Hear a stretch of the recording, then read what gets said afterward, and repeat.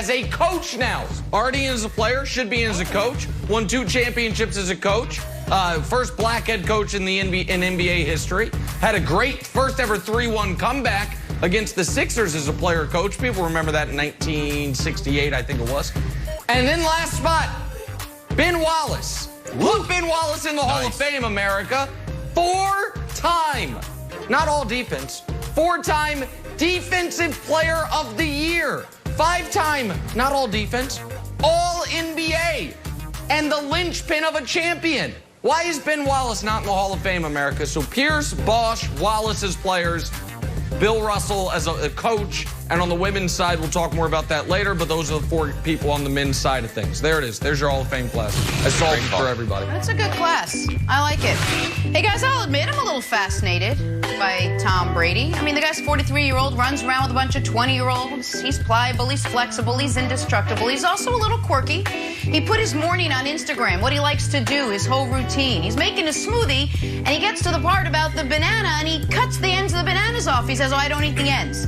I understand some of your quirks. You don't like strawberries, you don't like nightshades, you like avocado ice cream. What's with the ends? It's called a smoothie. A smoothie literally means making your food smooth and then drinking it, whether your food is damaged or bruised or discolored or even miscolored. It's a smoothie. That's right, Jenna. I know, I'm quirky. I got a lot of quirks. This one I don't know. And I know what you're going to say. Well, he's Tom Brady.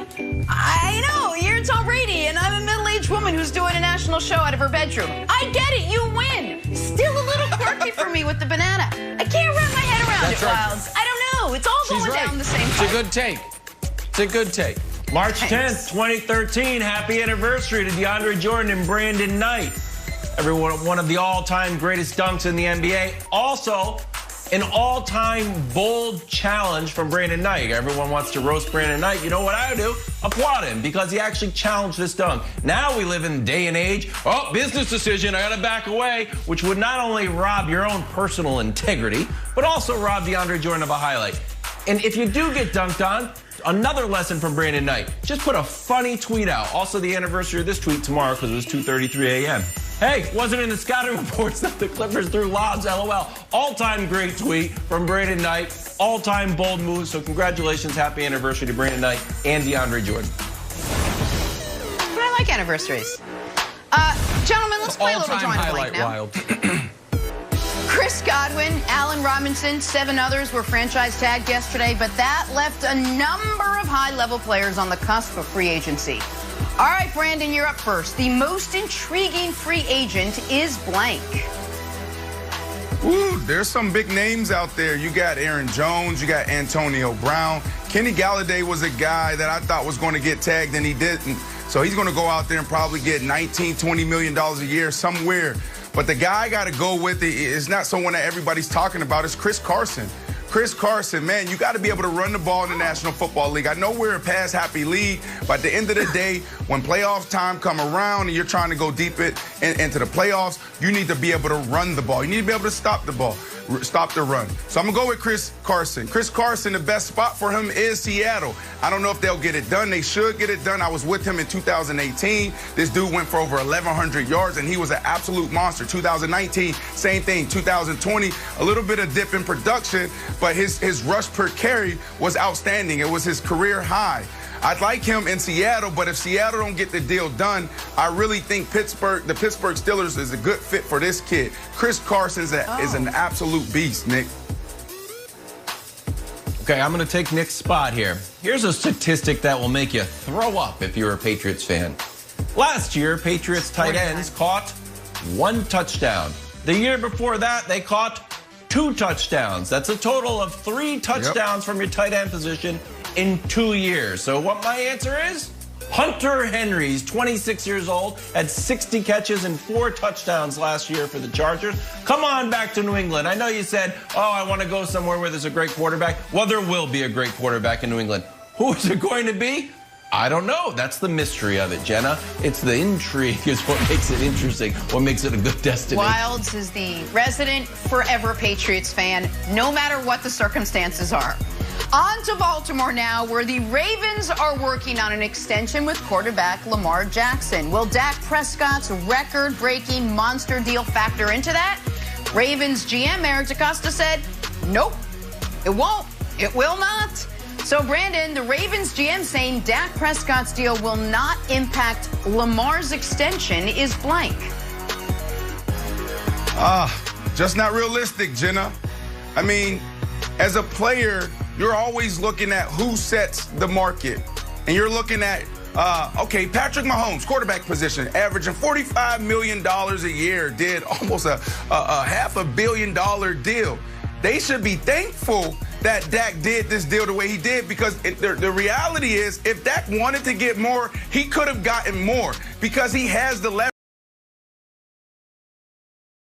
Yep. Because there is a team out there that would have given him $45 million a year. So for Dak to come in at a $40 million a year, they gave everybody else a break. So Lamar Jackson's your quarterback, whether you like it or not. You know, you're saying, well, we're going to double down on how we play the game. This is how Lamar wants to play the game. This is how Greg Roman wants to call the game. So guess what? You got to pay the man. That is now the bar. $40 million a year to guarantee. Lamar's agent, who is his mother, Felicia, who is super savvy, I'm telling you right now, she ain't taking less than $40 million. So if there's going to be a deal done, then that's where it's going to be, right there. See, Brandon, I think this deal is practically done. The quote, you know, DaCosta also went on to say, like, yeah, I know there's not a discount when you go to the Rolls-Royce dealership or the Bentley dealership. So I think you're right. I think 40 is a nice, clean number. 4 years at 40 for 160. I think that'd be perfect for Lamar. If he can get more, go for it. But I think this deal is going to get done. I don't think there's going to be a lot of drama around this. I think this is wishful thinking, and I think it's wishful thinking because Eric DaCosta understands, well, Dak just got the single most player-favorable deal in the history of the NFL. So, of course, that's not going to impact our deal. But if I'm Lamar, I'm like, hey, you know what? Let's all save time, money, energy, and effort. Just ask the Cowboys to fax over Dak's contract and just, you know, white out Dak Prescott, Dakota Prescott, put in Lamar Jackson, let's go. So, of course, DaCosta doesn't want this to impact his extension. If I'm Lamar, I say, hey, I'll take that deal. I'll take that exact deal. And you know what? I'll take 90% of that deal, the same details. So I think I think Jerry Jones unknowingly put the Ravens and the Browns and the Bills in a bit of a tough spot here. People still using whiteout. That's my takeaway. On to New York now, where Giants GM Dave Gettleman is all in on Danny Dimes. Had this to say, quote, he's everything we want, no reason to go look. So, Brandon, the New York Giants' commitment to Daniel Jones is blank. Oh, this is Dave being Dave. That's what this is. I mean, he continues to put his foot in his mouth. You go back to, you know, the Carolina days and Josh Norman. Josh Norman literally came out and said, I want to smash his face. Dave Gettleman, I mean, come on, man. We're talking about comparing quarterbacks. Is that really what we want to do here? If there was another guy out there like a Deshaun Watson, a Russell Wilson, I mean, that is the bar. You can't tell me that this is the guy that you absolutely want to see behind center the next 10, 15 years on the production he's given you the last 2 years. There is opportunity for him to get better, but at the end of the day, he needs to step into that and own that. What we saw the last 2 years is not good enough for him to continue to be the face of that franchise. Yeah, listen, the Giants' commitment to Daniel Jones is self-preservation. If Daniel Jones fails, Dave Gettleman is fired.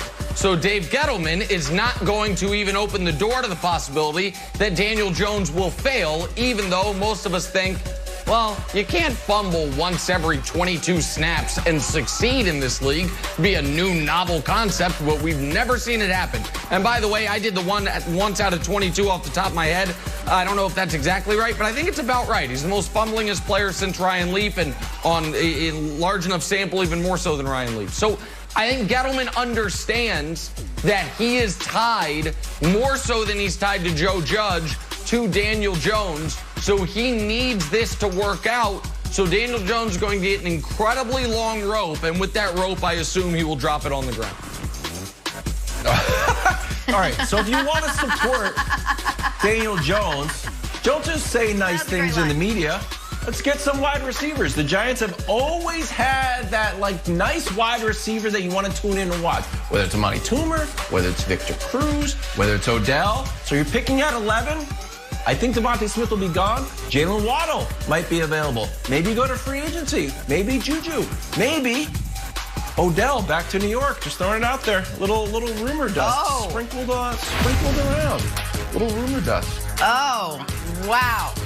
On to the Detroit Lions now. New GM, new head coach, new quarterback in Jared Goff. So are they set at the